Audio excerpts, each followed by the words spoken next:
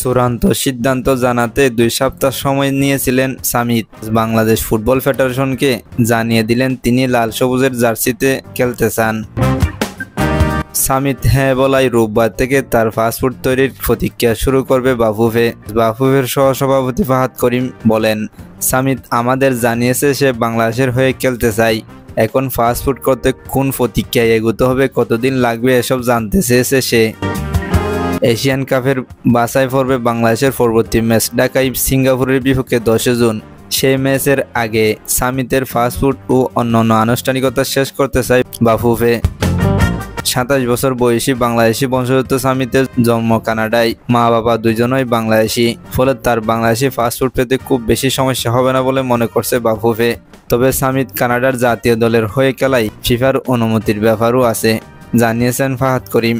সামিত বাংলাদেশের পরবর্তী ম্যাচগুলোর বিষয়ে আমাদের থেকে জানতে চেয়েছে।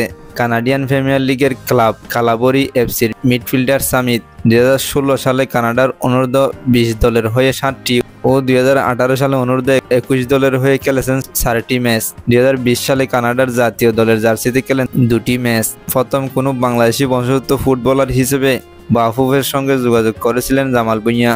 2013 সালে বাংলাদেশ জাতীয় দলে অভিষেক হয় ডেনমার্কে জন্ম নেওয়া জামালের।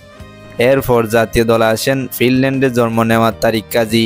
সর্বশেষ গত মার্চে ভারতের বিপক্ষে ম্যাচ দিয়ে লাল সবুজের জার্সি গায়ে ছাপিয়েছেন ইংলিশ প্রিমিয়ার লিগে খেলা হামজা চৌধুরী, যা অতীতের সব উচ্ছ্বাসই ছাপিয়ে গেছে।